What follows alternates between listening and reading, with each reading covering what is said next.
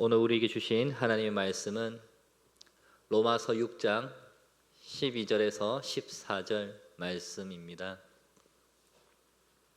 그러므로 너희는 죄가 너희 죽을 몸을 지배하지 못하게 하여 몸의 사욕에 순종하지 말고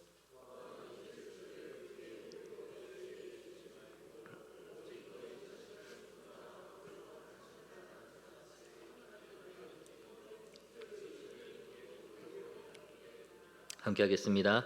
죄가 너희를 주장하지 못하리니 이는 너희가 법 아래에 있지 아니하고 은혜 아래에 있음이라. 아멘. 우리는 지난번에 로마서 6장 1절에서 11절의 말씀을 가지고 예수 그리스도를 통하여서 구원받은 우리의 신분, 우리의 상태가 어떻게 변했는지를 보았었습니다.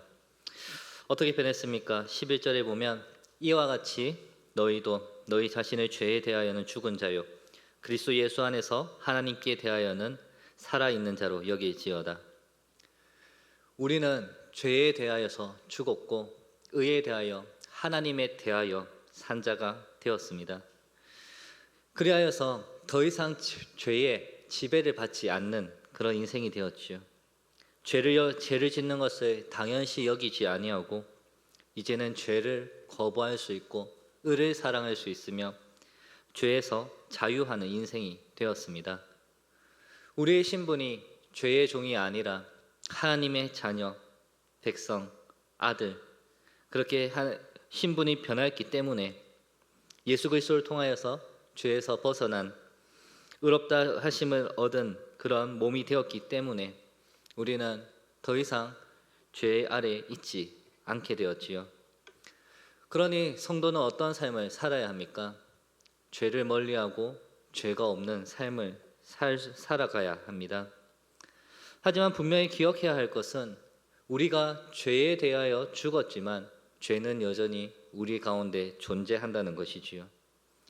하나님으로부터 의롭다 하심을 입었지만 우리는 여전히 죄인이며 죄로 인하여서 하나님의 진노를 사기도 하는 그런 인생입니다. 죄가 죽은 것이 아니고 우리 안에 우리가 죄 없는 완전한 사람이 된 것이 아니기 때문이죠. 분명한 것은 죄를 짓는 것이 당연한 것에 대한 삶이 죽은 것입니다.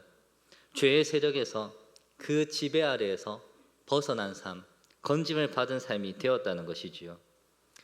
그래서 바울은 오늘 본문에 들어가면서 명령을 합니다. 이제 너희가 아는 대로 너희 신분에 맞게 행하라라고 명령을 하는 것입니다. 그것이 12절에서 13절의 상반절에 있는데요. 그러므로 너희는 죄가 너희 죽을 몸을 지배하지 못하게 하여 몸의 사욕에 순종하지 말고 또한 너희 지체를 불의의 무기로 죄에게 내주지 말라라고 명령합니다. 먼저 죄가 너의 죽을 몸을 지배하지 못하게 하라라고 명령하고 있지요. 믿음으로 의롭다 칭함을 받았지만 죄에게 지배받을 수 있다는 것입니다. 우리가 죄에 대하여 죽었지만 여전히 죄는 우리의 삶에 영향력을 나타낼 수 있다는 것입니다. 그런데 그 죄의 영향력과 지배력은 예전과 같지는 않습니다. 예전에는 우리의 모든 전인을 지배하면서 죄 가운데 인도하였다면 이제는 우리의 영을 지배하지는 못합니다. 우리가 죄에 대해 죽었기 때문이죠. 그렇다면 죄가 영향력을 나타내는 부분이 어디입니까? 오늘 본문에 분명히 말하기를 죽을 몸, 썩어 없어질 육체입니다. 죄는 여전히 우리 육체에 남아서 우리 육체를 탐하고 우리 육체를 가지고 죄를 짓도록 만듭니다. 하나님의 자녀가 된 그리스도인이 하나님의 손에 붙들려 살지 못하도록 계속해서 죄를 우리에게 부추기며 우리를 지배하기 위하여서 투쟁하고 유혹하며 우리를 죄로 넘어지게 만들려고 하고 있는 것이지요. 그렇다면 어떤 식으로 행하고 있습니까? 몸의 사욕에 순종하지 말라 명령을 하는데요. 사욕은 바르지 못한 욕망, 본능입니다. 사람에게는 세 가지 중요한 아주 3대 욕망이 있지요. 본능이 있지요. 식욕과 수면욕과 성욕입니다. 그렇다면 이 욕망들은 나쁜 것입니까? 이 본능이 나쁜 것입니까? 이 욕구들을 하나님께서 인간에게 주신 것으로서 하나님의 선하심을 따라서 우리에게 주어진 것입니다. 결코 이 본능들은 나쁜 것이 아닙니다. 그러나 이 본능이 죄에 사로잡힐 때 이것은 악한 것으로, 악한 행위로 변질이 되는 것이지요. 하나님께서 인간에게 주신 그 아름다운 성이 인간의 사욕을 따라 쓰임을 받게 될 때 온갖 정욕과 음행과 더러움으로 나아가게 됩니다. 식욕은 어떻습니까? 하나님께서 우리에게 주신 그 식욕이 사욕을 따라 쓰임 받게 될 때 탐심으로 나아갑니다. 수면력은 어떻습니까? 게으름과 나태로 나아가는 것이지요. 인간에게 주어진 아름다운 본능들이 죄가 지배하게 될 때에 그것은 아주 악한 것들로 변질되게 된다는 것입니다. 오늘날 세상이 그렇지 않습니까? 오늘날 세상은 온갖 속임수와 거짓으로 우리에게 주어져 있는 이 본능을 죄를 짓는 도구로 만들고 있습니다. 우리에게 주어져 있는 이 본능은 너무 자연스러운 것이기 때문에 그렇게 악한 일을 행하는 것, 탐하는 것, 더러움에 빠지는 것이 당연하다는 식으로 부추깁니다. 결코 아름다운 행위가 아님에도 불구하고 아름답게 포장을 하고 있지요. 그러니 계속해서 세상은 더욱더 음란해지고 폐역한 세대가 되어가는 것입니다. 그리고 세상은 그것을 자연스럽게 이야기하며 오히려 교회를 이상하게 만들고 있는 것이지요. 그런데 사실 세상이 그렇게 행하는 것은 너무 자연스럽습니다. 왜냐하면 세상은 죄의 지배 아래 있기 때문이지요. 죄의 지배 아래 살아가는 자들이 죄를 짓지 않는 것이 이상한 일 아니겠습니까? 그들은 당연히 하나님이 주신 것을 변질시키고 악한 길로 사용할 뿐입니다. 그들은 썩어질 육체뿐만 아니라 그 영까지도 죄에 사로잡혀서 그들의 모든 목적과 삶의 목적과 방향이 죄를 향해 나아갈 수밖에 없는 것입니다. 그런 자들을 향하여서 너희는 왜 그렇게 윤리적으로 도덕적으로 타락하며 폐역한 삶을 사냐며 정죄하고 너희는 죄인이라 말한다고 그들이 받아들일 수 있겠습니까? 너무나도 자연스럽고 당연한 것이기 때문에 오히려 거부하고 불쾌해하는 것이지요. 하나님이 없는 자들은 그것이 그들의 삶이고 그들의 인생의 목적입니다. 그런데 문제가 무엇입니까? 하나님의 백성들, 죄에 대해서 죽은 자들도 그들과 같이 행하게 되고 있다는 것이지요. 믿음으로 구원받은 자들이, 죄에 대해서 죽은 자들이 하나님을 알지 못하는 자들과 똑같이 죄에게 자신을 내어주고 있다는 것입니다. 그래서 바울은 명령하는 것입니다. 너희가 그 옛 본성을 따르는 삶으로 돌아갈 수도 있는데 너희가 분명 죄에 대해서 죽었지만 그 죄가 다시 너희를 지배할 수도 있는데 계속해서 너희가 예전에 살았던 그 과거의 모습을 아름답게 포장해서 향수를 불러일으켜서 온갖 거짓과 속임수로 그때를 추억하게 하며 그때의 삶을 즐거웠던 것처럼 착각하게 만들어서 달콤한 유혹으로 그렇게 인도한다는 것입니다. 그래서 어떻게 됩니까? 죄가 우리 썩어진 몸을 지배하게 되고 우리를 불의의 무기로 사용하게 되고 그리고 하나님의 뜻에서 벗어나게 만들고 있다는 것이죠. 그래서 바울은 이야기하는 것입니다. 죄는 지금도 너희를 그렇게 유혹하고 너희를 넘어뜨리게 하고 있으니까 물리쳐야 된다고요. 이겨내야 된다고요. 너희의 정체성을 기억하며 더 이상 죄에게 자신을 내어주어서는 안 된다라고 명령하고 있는 것입니다. 죄는 이처럼 우리의 삶에 가까이에 있습니다. 항상 우리 곁에 있지요. 죄에 대하여 죽은 우리에게는 없지만 죽을 우리 육체에 있습니다. 그리고 그 몸을 주장하고 지배하고 왕노를 하기 위하여서 계속해서 틈을 타고 있지요. 베드로전서 5장 8절에 베드로도 분명히 말합니다. 근신하라 깨어라 너희 대적마귀가 우는 사자같이 두루다니며 삼킬 자를 찾나니. 계속해서 우리 육체를 지배하기 위하여서 우리를 넘어뜨리기 위하여서 틈을 노리고 있다는 것입니다. 우리는 이 사실을 기억하며 두려워해야 합니다. 단순히 내가 죄인이니까, 내가 연약하니까, 남들이 다 하니까라는 변명으로 넘어가고 합리화시키고 계속해서 어떻게든 쉽게 생각해서는 안 된다는 것입니다. 하나님께서 가인에게 이런 말씀을 하셨지요. 창세기 4장에 보면 여호와께서 가인에게 이르시되 네가 분하여 함은 어찌 됨이며 안색이 변함은 어찌 됨이냐. 네가 선을 행하며 어찌 낯을 들지 못하겠느냐. 선을 행하지 아니하면 죄가 문에 엎드려져 있느니라. 뭐라 말합니까? 죄가 너를 원하나 너는 죄를 다스릴지니라. 죄는 계속해서 우리의 육체를 원하고 우리를 지배하기를 원하고 있다는 것입니다. 결코 우리 죽을 몸이, 우리의 모든 육체의 직체가 죄의 지배를 받아서 불의의 무기로 사용되게 해서는 안 된다는 것을 성경은 계속해서 말씀하고 있습니다.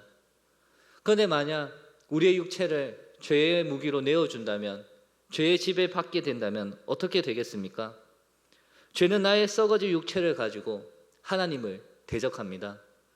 오늘 성경에 불의의 무기로 사용한다고 말하고 있지 않습니까? 무기가 무엇입니까? 무기는 아군을 위해 있지 않습니다. 평화를 위해 있는 것이 아닙니다. 무기는 전쟁이 있기 때문에 존재하지요. 누군가를, 나의 대적을 함께 싸워서 쳐서 죽이고 물리치기 위해서 존재하는 것이 무기입니다. 그런 무기를, 불의의 무기를 이제 죄가 가지게 될 때에 죄는 누구를 향하여서 그 무기를 휘두르겠습니까? 같은 죄를 향하여서, 세상을 향하여서 휘두르겠습니까? 우리가 불의의 무기로 죄에 내어줌이 되었을 때 우리는 우리의 육체를 가지고 하나님을 대적하며 의를 대적하며 하나님께서 멀어지는 삶을 살게 된다는 것입니다. 죄는 이처럼 우리가 죄에 대하여 죽었음에도 불구하고 우리의 육체를 통하여서 하나님에게서 멀어지도록, 떨어지도록 계속해서 우리를 죄의 그 지배 아래 놓기 위해서 틈을 타고 있다는 것입니다. 그래서 바울이 명령한 것이지요. 그러므로 너희는 죄가 너희 죽을 몸을 지배하지 못하게 하라. 결코 죄가 너희를 틈타지 못하도록, 너희가 죄의 노예가 되지 않도록 계속 깨어 있으라고 명령하고 있는 것입니다. 그런데 성도 여러분, 우리가 이것을 안다고 하여서 죄와 싸워서 이길 수 있겠습니까? 죄의 유혹을 견딜 수 있겠습니까? 인간은 결코 죄를 이길 수 없습니다. 유혹을 이길 수 없습니다. 왜 그렇습니까? 내가 죄에 대해서 죽었지만 내가 그 죄를 죽인 것이 아니기 때문이지요. 내가 죄에서 벗어났다 할지라도, 승리했다 할지라도 내가 승리한 것이 아니기 때문입니다. 그래서 바울은 말합니다. 그러므로 오직 너희 자신을 죽은 자 가운데서 다시 살아난 자와 같이 하나님께 드리며 너희 지체를 의의 무기로 하나님께 드리라. 우리는 완전하지 않습니다. 구원받았지만, 하나님께서 의롭다 칭하여 주셨지만 여전히 불완전하고 죄가 많은 그런 인생을 살아가고 있지요. 그런데 그런 우리가 어떻게 죄를 벗어날 수 있겠습니까? 그것은 하나님께 우리를 드리는 수밖에 없습니다. 하나님의 의에 머물기 위하여서 하나님의 백성, 자녀, 종이라는 정체성을 유지하기 위하여서 날마다 죄와 싸우며 죄를 이기며 대적하며 깨어 있어야 되는데 하나님께 맡길 때에 그것이 가능하다는 것입니다. 결코 나의 힘과 방식으로 싸워서는 안 됩니다. 내 힘으로 죄와 싸워서 죄를 짓지 않겠다 결단한들 얼마나 오래 가겠습니까? 우리가 계속해서 경험하지 않습니까? 우리는 결코 죄와 싸울 수 있는 급이 되지 않습니다. 다윗과 골리앗의 이야기를 잘 알고 계실 것입니다. 골리앗이 이스라엘 백성들에게 나와서 그들에게 자기가 싸울 사람 나오라고 하면서 이스라엘을 모욕하고 이스라엘의 하나님 여호와를 모욕하였습니다. 그렇게 비방하고 모욕하지만 어느 누구도 골리앗 앞에 서지 못했었지요. 이스라엘이 전쟁 준비가 되지 않아서 그렇습니까? 아닙니다. 이스라엘에게도 장군들이 있었고 전쟁을 할 수 있었습니다. 하지만 그 골리앗을 대항할 수 있는 사람이 없었던 것이지요. 그때 다윗이 골리앗을 대적하며 나아갑니다. 다윗이 골리앗을 대적할 수 있는 그런 체격이 되고 능력이 되어서 나아간 것입니까? 다윗은 결코 자신의 힘과 병법과 무기로 나아가지 않습니다. 우리가 잘 알고 있는 말씀인데요. 사무엘상 17장 45절에 다윗이 블레셋 사람에게 이르되 너는 칼과 창과 단창으로 내게 나아오거니와 나는 만군의 여호와의 이름 곧 네가 모욕하는 이스라엘 군대의 하나님의 이름으로 네게 나아가노라라고 분명하게 선포합니다. 골리앗을 대적하기 위하여서 자기의 힘과 능력이 아니라 오직 하나님의 이름으로 나아갑니다. 하나님께 자신을 무기로 내어드리며 나아갔습니다. 그 결과 하나님의 손에 의하여서 승리를 얻게 되었었지요. 이와 같이 우리 역시도 날마다 죽고 날마다 우리 자신을 하나님 앞에 내어드려야 합니다. 죄가 우리의 썩어질 육체를 지배하지 못하도록, 우리에게 더 이상 아무런 영향력을 나타내지 못하도록 죄를 이기시고 사망 권세를 이기신 진정한 승리자이시고 영원한 왕이신 하나님 앞에 우리를 내어드려야 하는 것입니다. 죄가 우리 지체를 불의의 무기로 사용하기 전에 우리 지체를 하나님께 내어드려서 의의 무기로 사용하도록 하나님 앞에 드려야 한다는 것입니다. 그래서 하나님께서 그 의의 무기를 통하여서 죄와 싸우시고 죄를 무찌르시고 그리하여 우리 안에 죄가 점점 사라지고 줄어들고 결국에는 소멸하도록 우리 자신을 내어드려라라고 바울은 명령하고 있는 것이지요. 그렇다면 우리가 언제까지 내어드려야 하겠습니까? 디모데후서에 보면은 바울이 이런 고백을 하지요. 나는 선한 싸움을 싸우고 나의 달려갈 길을 마침으로 믿음을 지켰으니 이제후로는 나를 위하여 의의 면류관이 예비되었으므로 주 곧 의로우신 재판장이 그날에 내게 주실 것이며 내게만 아니라 주의 나타나심을 사모하는 모든 자들에게로나. 바울은 분명히 말합니다. 우리가 하나님 앞에 우리 자신을 내어드리는 삶은 하나님 품에 가는 그날까지 끝까지 해야 한다는 것을요. 그리고 그렇게 하나님의 은혜 안에 살아갈 때, 하나님 앞에 우리가 우리 자신을 내어드리며 살아갈 때 어떤 삶을 살게 된다라고 말씀합니까?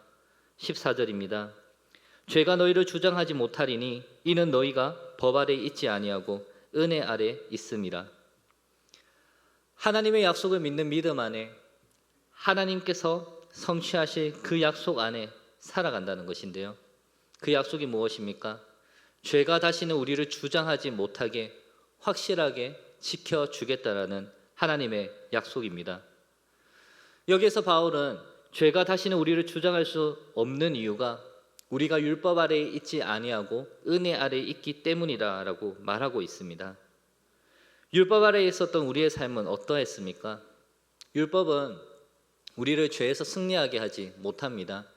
죄를 깨닫게 하고요, 죄를 드러내고요, 그리고 그 죄로 인하여서 우리를 정죄합니다. 그러면서 우리에게 무엇을 요구합니까? 정죄받지 않기 위하여서, 의로운 자가 되기 위하여서 율법을 지켜라고 완전함을 요구하지요. 우리에게 해야 할 규정들을 계속해서 요구합니다. 그런데 사람이 그것을 모두 지킬 수 있습니까?